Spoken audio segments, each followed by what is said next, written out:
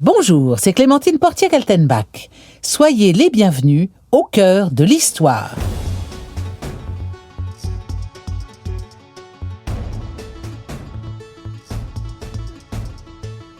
Lafayette, we are here. Lafayette, nous voilà.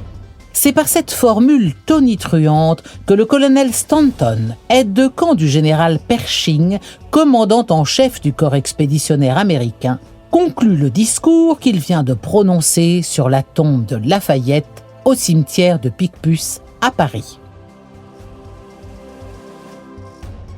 Nous sommes le 4 juillet 1917 et les États-Unis sont entrés en guerre aux côtés de la France depuis le mois d'avril. En envoyant ses fils sur les champs de bataille français, le peuple américain vient rappeler qu'il n'a pas oublié l'aide que lui apporta près d'un siècle et demi plus tôt le royaume de France dans sa guerre d'indépendance contre l'Empire britannique. À l'époque, le premier à franchir le pas et à traverser l'Atlantique fut Gilbert du Motier, marquis de Lafayette. Lafayette, le Français préféré des Américains, Lafayette que George Washington, le premier président des États-Unis, aima comme un fils. Mais quelle mouche a donc piqué le jeune Gilbert de Lafayette pour qu'il décide à 18 ans seulement de voler au secours des insurgés américains? C'est ce que nous allons voir dans cet épisode en 2 parties. Première partie, un vent de liberté. À Metz, il n'est question que de cela dans les journaux. La venue du duc de Gloucester. Elle est annoncée pour le 8 août 1775. Que le frère du roi d'Angleterre, en personne, ait décidé de passer quelques jours en Lorraine avant de gagner l'Italie, but de son voyage, voilà qui crée l'événement. Il faut dire qu'à Metz, il ne se passe jamais grand-chose. Ce n'est qu'une ville de garnison sans grande importance. On y envoie les officiers supérieurs que l'on veut placardiser, ou les jeunes recrues, encore mal dégrossis. Alors, qu'un hôte aussi important soit annoncé, et c'est la fine fleur de la ville qui se mobilise, à commencer par le maréchal de Broglie, gouverneur des 3 évêchés de Metz, Toul et Verdun. C'est lui qui est chargé de recevoir le duc anglais. Pour ce glorieux vétéran de la guerre de 7 ans, guerre qui, entre 1756 et 1763, a opposé les grandes puissances européennes, à commencer par la France et l'Angleterre, voilà l'occasion de sortir un peu de l'ennui où il a sombré. Elle est loin l'époque où il se battait pour les possessions françaises d'Amérique. Ici, il dépérit. Alors il se venge de ce passé révolu en faisant subir à ses garnisons un entraînement d'une rigueur outrancière, aucune souplesse à attendre de lui. Recevoir le frère du roi George III nécessite un protocole. Il faut surtout montrer à ces Anglais que les Français restent dignes, malgré l'humiliation subie par le récent traité de Paris qui a privé la France de la quasi-totalité de ses possessions en Amérique.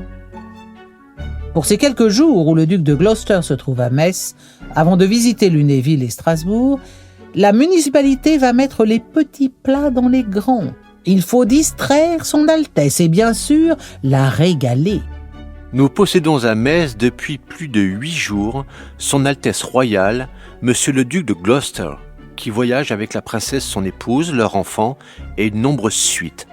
Leurs Altesses royales ont honoré plusieurs fois le spectacle de leur présence et ont visité toute la ville. Monseigneur le prince de Poix et plusieurs seigneurs qui sont à Metz ont l'honneur de leur donner à manger. Leur donner à manger, mais aussi à boire, en présence des meilleurs éléments de la ville.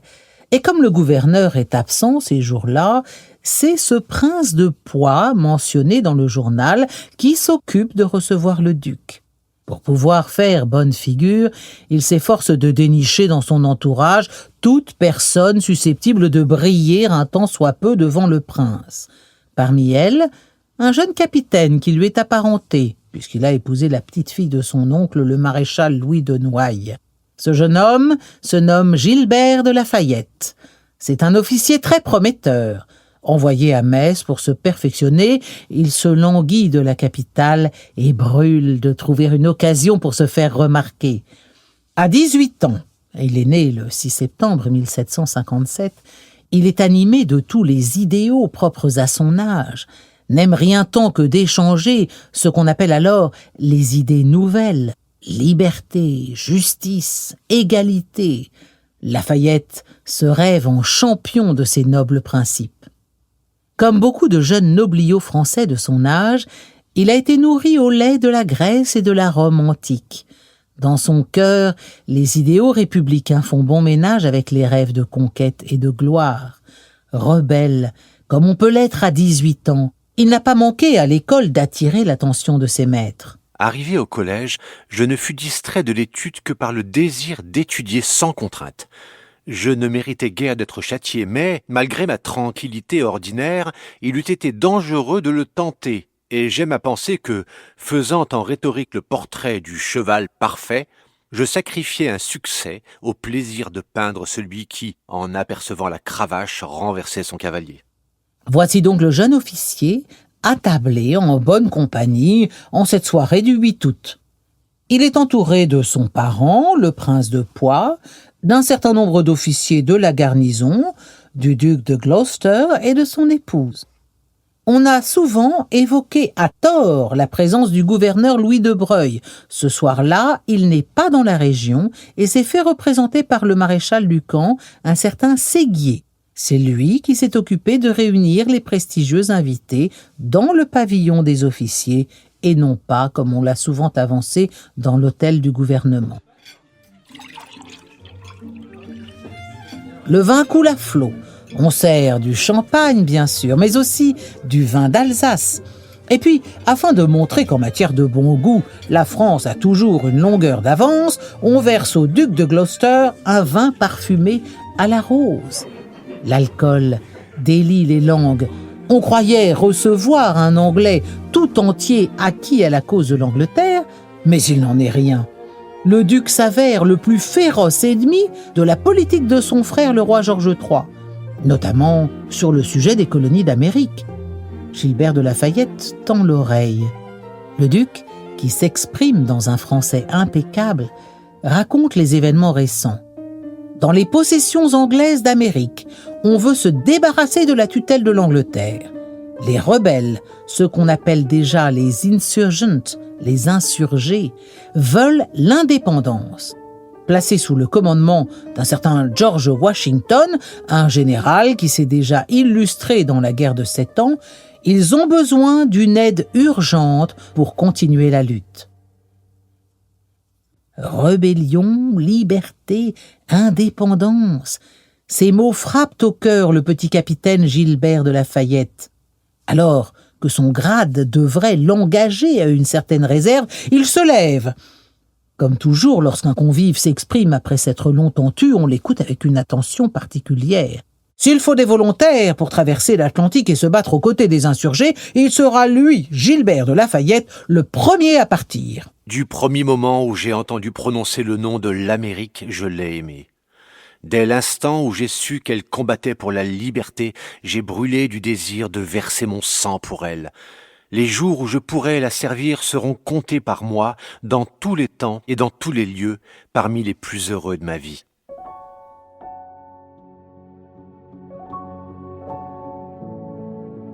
Quelle est la situation de cette Amérique que se disputaient encore 20 années auparavant Français et Anglais ? Les deux principales monarchies d'Europe sont arrivées sur le Nouveau Monde à la fin du XVIe siècle. Les premiers ont été les calvinistes français en 1562, qui ont investi la région appelée Caroline au XVIIIe siècle. Puis, les Anglais ont débarqué à leur tour en 1584 et se sont rendus rapidement maîtres d'une grande partie du territoire. Leurs possessions ont alors pour nom Virginie, Massachusetts, Nouvelle-Angleterre, New York, New Jersey, Delaware, Pennsylvanie. Le grignotage des possessions françaises s'est poursuivi inexorablement. Nouvelle-Écosse, Terre-Neuve et baie d'Hudson sont enlevés à la France par le traité d'Utrecht. 2 siècles passent. L'Angleterre, forte de 13 colonies, est installée sur tout le littoral est de l'Amérique. Pourtant, le vent s'apprête à tourner. En Angleterre, on s'est longtemps habitué à considérer les colonies d'Amérique comme une source de richesse intarissable. Cette avidité démesurée va précipiter les événements et amener la révolution de 1776. À la fin du XVIIIe siècle, l'Angleterre a tout bonnement supprimé la liberté commerciale de ses colonies et établi un monopole radical à son unique profit. La guerre de 7 ans lui ayant causé des dépenses considérables, elle prend une décision qui va mettre le feu aux poudres en créant un papier timbré d'usage obligatoire, une taxe donc, et qui plus est vendu à un prix exorbitant. C'est l'étincelle qui va déclencher l'incendie. Le 5 septembre 1774, c'est le soulèvement général.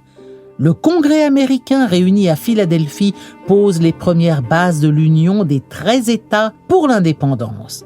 La guerre est déclarée. On confie le commandement suprême des armées à un héros de la guerre de 7 ans, le général George Washington. Ironie du sort, celui qui s'était naguère illustré par sa cruauté contre l'ennemi français, se retournant contre l'Angleterre dont il était le champion, devient le plus fidèle ami de la France. Les premiers combats sont prometteurs, mais rapidement, l'armée loyaliste anglaise reprend du terrain. Les insurgés se trouvent dans une situation de plus en plus délicate. À l'heure où le duc de Gloucester dîne à Metz en présence de Lafayette, ces rebelles sont au bord de la catastrophe. Si une aide immédiate ne leur est pas apportée, c'en est fini de la Révolution américaine.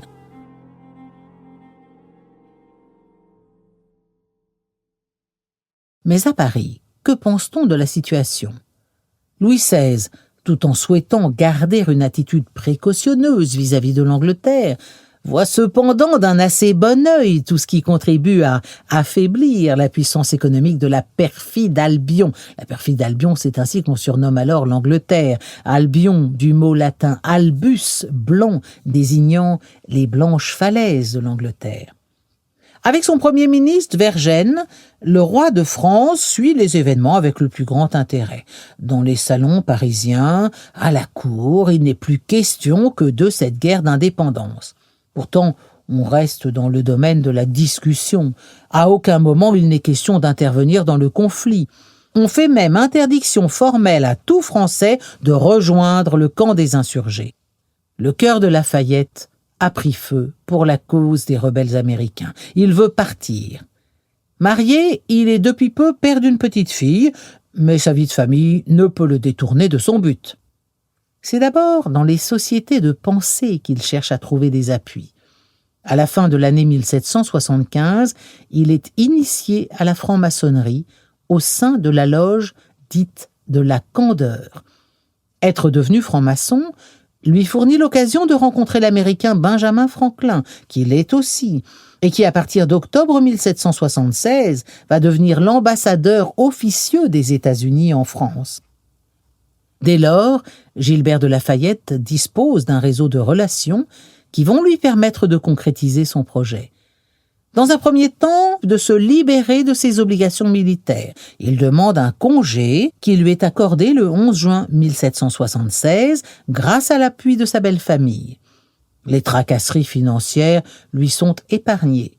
Les décès, presque coup sur coup, de ses parents et de ses grands-parents lui ont assuré une rente qui fait de lui l'un des jeunes nobles les plus riches du royaume. Libre de tout engagement vis-à-vis de sa hiérarchie, il peut, comble du luxe, s'occuper de financer lui-même son expédition. Ces nouvelles relations lui permettent de rencontrer un certain Silas Deane, agent des colonies unies en France. Ce marchand, qui a fait fortune dans le Connecticut, est l'invité incontournable des milieux financiers parisiens. Derrière le trafiquant se cache bien sûr un agent secret américain chargé de recruter des volontaires pour aller se battre aux côtés des insurgés. Il n'en manque pas à Paris. Beaucoup de vétérans de la guerre de 7 ans caressent l'idée d'en découdre avec ceux qui n'ont jamais cessé d'être leurs ennemis, à titre officiel comme à titre personnel. Parmi eux, on trouve le comte de Ségur, un certain baron Calpe Et quoiqu'il soit trop jeune pour avoir combattu l'anglais en Amérique, Gilbert de Lafayette. Kalb va être pour le jeune homme d'un grand secours durant son voyage, parce qu'il parle parfaitement l'anglais. Silas Deane s'occupe de leur procurer des documents officiels. Voici Lafayette promu général, et oui, d'entrée de jeu. Benjamin Franklin, qui suit de près le déroulement des opérations, délivre à son protégé une lettre de recommandation signée de sa main à l'intention du président du Congrès américain. Lafayette trépigne. Il lui reste pourtant à acheter un bateau, des armes, à trouver un équipage, et puis à informer sa famille de son départ. Cette dernière formalité ne semble pas l'inquiéter outre mesure. Et c'est sur le ton le plus jovial qu'il écrit à son beau-père cette lettre qui restera comme un exemple d'insouciance romantique. « Vous allez être étonné, mon cher papa, de ce que je vais vous mander. Il m'en a plus coûté que je ne puis vous l'exprimer pour ne pas vous consulter. Mon respect, ma tendresse, ma confiance en vous doivent vous en assurer. Mais ma parole y était engagée, et vous ne m'auriez pas estimé si j'y avais manqué. Au lieu que la démarche que je fais vous donnera, j'espère, bonne opinion au moins de ma bonne volonté. J'ai trouvé une occasion unique de me distinguer et d'apprendre mon métier. Je suis officier général dans l'armée des États-Unis d'Amérique. Mon zèle pour leur cause et ma franchise ont gagné leur confiance. » Or, au moment même où il écrit ce mot, Lafayette est sur le point d'être père pour la 2e fois. Alors en lisant cette lettre, le duc d'Ayen, son beau-père, sort de ses gonds. Comment son gendre lui annonce purement et simplement qu'il quitte femme et enfants pour partir à l'aventure sans aucune certitude de jamais revenir? Cependant, l'heure du départ approche. Lafayette s'occupe des modalités concrètes de son voyage. Il lui faut acheter un bateau. Mais comment va-t-il échapper à la colère de sa belle famille? Par quelle ruse va-t-il pouvoir quitter la France? Et qu'est-ce qui l'attend en Amérique? C'est ce que nous verrons dans le prochain épisode. Bonjour, c'est Clémentine Portier-Kaltenbach. Soyez les bienvenus au cœur de l'histoire. Seconde partie, Lafayette chez les cow-boys et les Indiens. Nous avons laissé Gilbert de Lafayette à ses préparatifs de départ pour l'Amérique. Son beau-père, le duc d'Ayen, apprenant que son gendre s'apprête à quitter sa femme alors enceinte, entre dans une colère folle. Fort de ses appuis au gouvernement, le duc d'Ayen obtient du roi une lettre de cachet. Le capitaine Lafayette a interdiction de quitter le territoire, sous peine d'être intercepté en mer, arrêté et mis au fer. Après un moment de stupeur et de découragement, on le serait à moins, Lafayette s'entête, achète un bateau et trouve l'équipage nécessaire à son voyage. Il se rend à Bordeaux, puis en Espagne, où le navire affrété l'attend. Et là, coup de théâtre, il reçoit l'ordre de rejoindre sans délai sa famille qui l'attend dans le sud-est de la France. Sa femme, ses enfants, son beau-père et sa belle-mère souhaitent partir avec lui en Italie. On ne lui laisse pas le choix. Les lettres de ma famille furent terribles, et la lettre de cachet péremptoire, défense d'aller au continent américain sous peine de désobéissance, injonction d'aller à Marseille attendre de nouveaux ordres. Une telle sommation aurait pu faire mouche sur tout autre esprit que celui de Gilbert. Mais le duc d'Ayen croit-il vraiment pouvoir ramener au bercail un jeune homme qui ne rêve que d'aventure et de gloire? On veut l'empêcher de partir? Il va ruser, contourner l'obstacle. Son navire, qui porte le nom prédestiné de la Victoire, eh bien ce navire est prêt, il n'attend plus que lui. Gilbert feint un départ vers l'est de la France.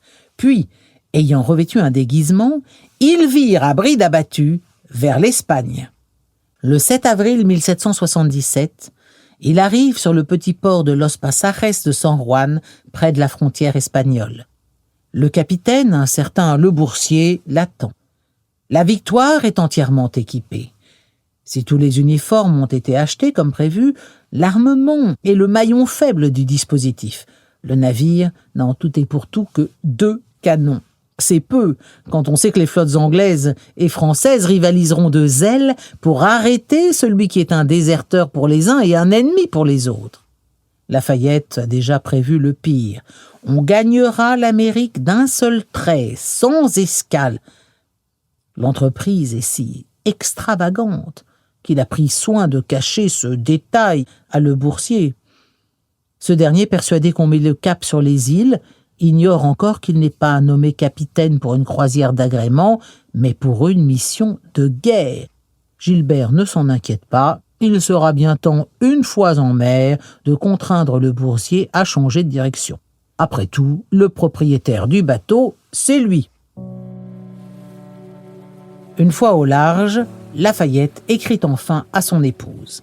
« C'est de bien loin que je vous écris, mon cher cœur, et à ce cruel éloignement je joins l'incertitude encore plus affreuse du temps où je pourrais savoir de vos nouvelles. Que de craintes, que de troubles j'ai à joindre au chagrin déjà si vif de me séparer de tout ce que j'ai de plus cher. Comment aurez-vous pris mon départ? M'en aurez-vous moins aimé? M'aurez-vous pardonné? » Le voyage sur cet océan, qu'il qualifie dans sa correspondance de « triste plaine », paraît à Lafayette des plus fastidieux, mais au moins lui donne-t-il l'occasion d'apprendre à parler l'anglais. La traversée dure 2 mois. Enfin, le 15 juin 1777, la terre est en vue. Mais où accoste-t-on exactement? Près du rivage, des pêcheurs d'huîtres aperçoivent le navire et s'enfuient. Lafayette a cru reconnaître ceux qu'il identifie immédiatement comme des esclaves. Il éprouve un pincement au cœur. Ce même malaise qu'éprouvera Chateaubriand quelques décennies plus tard en posant le pied sur le Nouveau Monde. Ce fut une esclave qui me reçut sur la terre de la liberté. La chance sourit aux audacieux. De fait, la victoire n'est pas loin du port de Charleston. Et comble de fortune, les navires anglais qui croisent d'ordinaire au large se sont éloignés depuis 2 jours pour esquiver une tempête. Lafayette et ses compagnons posent pied à terre. Un peu plus loin, une maison. On s'y dirige d'un pas lent. La terre ferme, après 2 mois de mer, paraît danser sous les pieds des nouveaux arrivants. La chance, une fois de plus, est au rendez-vous. Le propriétaire, un certain major Hugger, fait partie des insurgés. L'accueil est enthousiaste. Le lendemain, Lafayette est conduit chez les autorités de la ville de Charleston. Et là, c'est la première déconvenue. Il réalise soudain qu'ici, on se méfie de ces volontaires français, venus soi-disant prêter main forte aux insurgés. La plupart du temps, ce sont au mieux des va-nu-pieds, au pire des criminels en fuite. Lafayette est reçu brièvement par le gouverneur, qui l'envoie rapidement promener. Le 27 juillet suivant, il se trouve à Philadelphie, où il espère être reçu par le Congrès. Nouvelle déception. La ville regorge de Français, tous parés de grades fantaisistes et riches d'exploits imaginaires.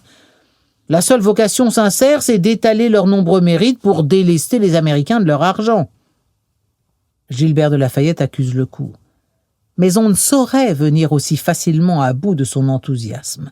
Quelques jours plus tard, il écrit au Congrès une lettre qui va stupéfier ceux qui s'apprêtaient déjà à le renvoyer en France. D'après mes sacrifices, j'ai le droit d'exiger 2 grâces. L'une est de servir à mes dépens, l'autre est de commencer à servir comme volontaire. Le président du Congrès, John Hancock, est sidéré. Tant de désintéressement, tant de fougue ne peuvent signaler qu'un cœur noble. Le 1er août 1777, on invite ce jeune Français, décidément différent de ses compatriotes, à participer à un dîner où, honneur insigne, il va pouvoir rencontrer le général en chef des armées rebelles, George Washington.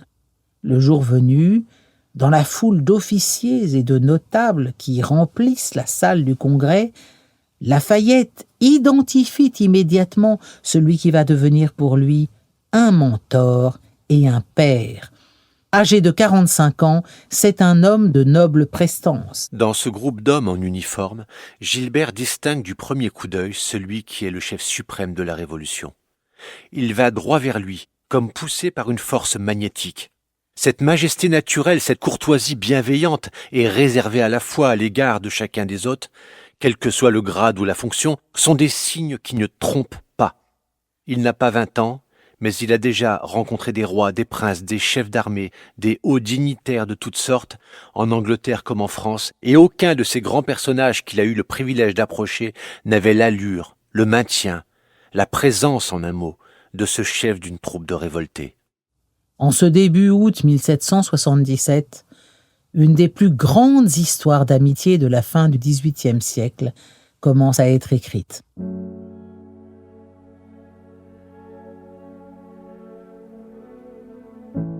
Les deux hommes sont unis par le même idéal et la même foi dans la liberté. Ils ont aussi un point commun non négligeable, tous les deux sont francs-maçons. En quelques jours, les liens qui se tissent entre eux sont d'ordre filial. Gilbert trouve dans cet homme plus âgé de 25 ans le père qu'il a perdu étant jeune. Washington, qui a 5 filles mais pas de fils, vient d'en trouver un.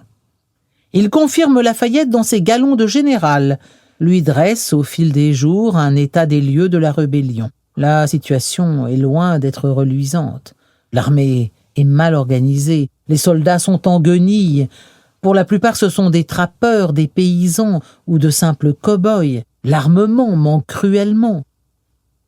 Lors d'une revue des troupes, alors que Washington se tourne vers son poulain pour lui demander s'il a un conseil à donner, Lafayette lui répond « Je ne suis pas là pour enseigner, mais pour apprendre. » Il n'a pas fallu longtemps pour que la noblesse du propos vienne confirmer la noblesse du cœur.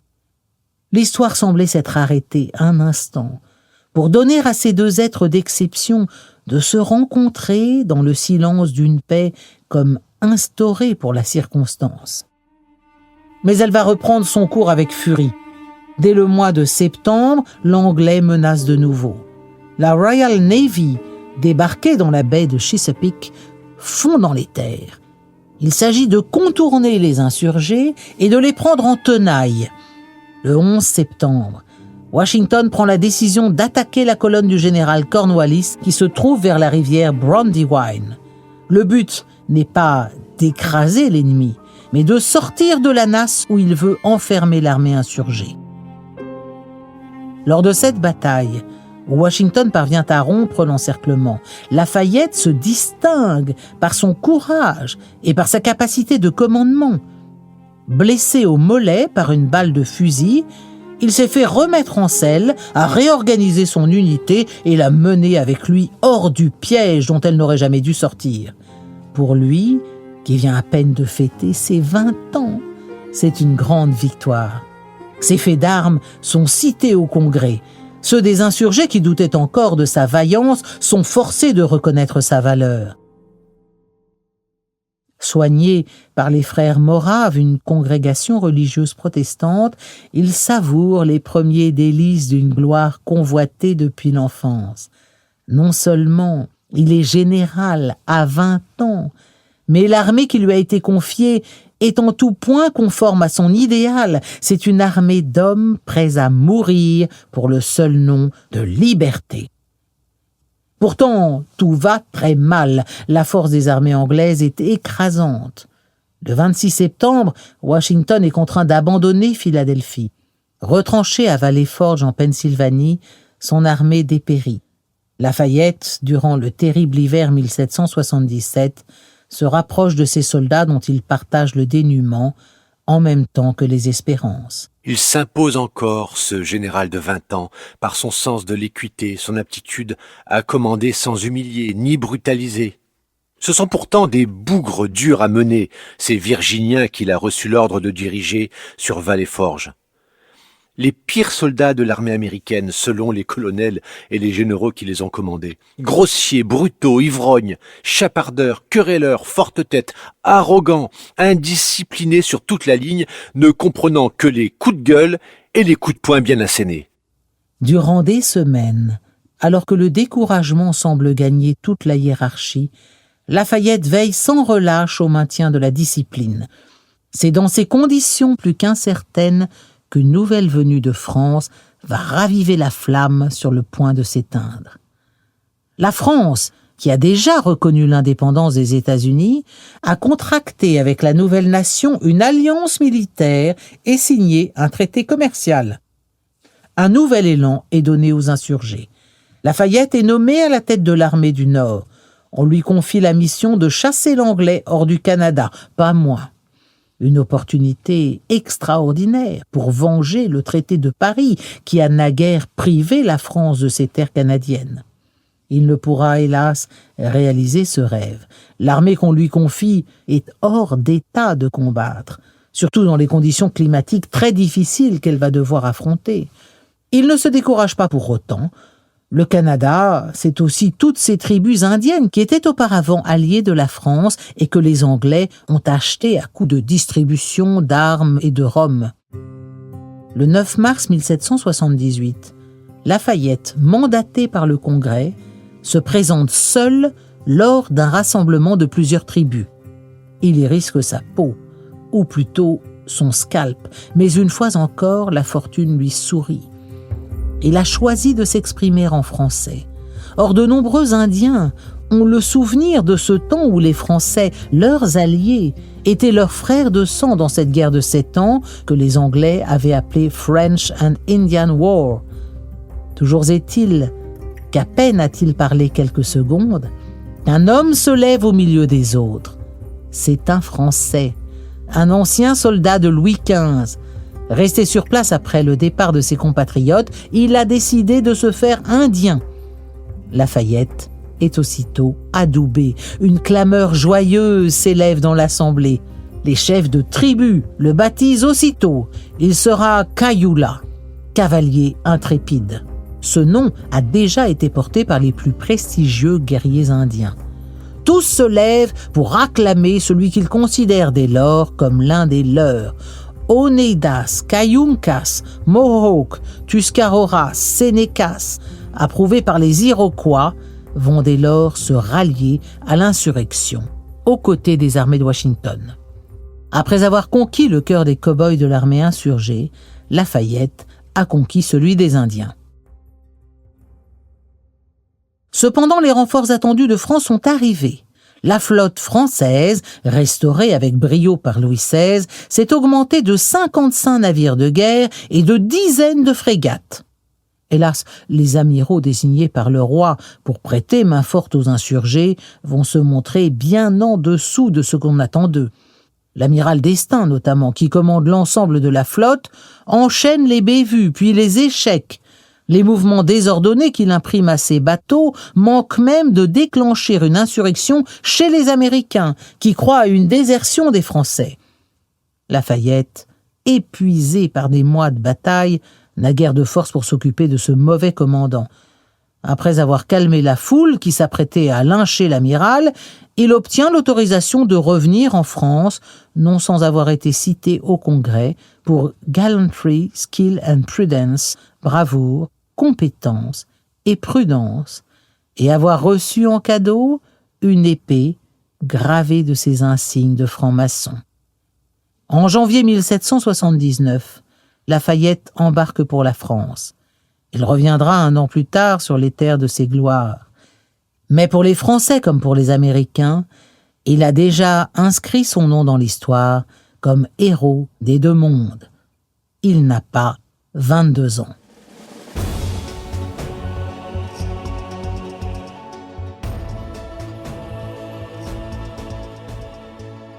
C'est la fin de ce double épisode consacré au général Lafayette, héros de la guerre d'indépendance américaine. Si cette plongée dans l'histoire vous a plu, parlez-en autour de vous et faites-moi part de vos commentaires sur le groupe Facebook Au cœur de l'histoire. Je vous lirai et je vous répondrai. Pour ne rater aucun épisode, abonnez-vous sur Apple Podcasts, Spotify, Deezer ou la plateforme sur laquelle vous écoutez habituellement vos podcasts. Au cœur de l'histoire est une création originale Europe 1 Studio. L'épisode que vous venez d'entendre a été écrit en collaboration avec Jean-Louis Bachelet. La réalisation est de Victor Nolot. Et si vous voulez aller plus loin, la bibliographie de cet épisode vous attend sur le site d'Europe 1. À très bientôt.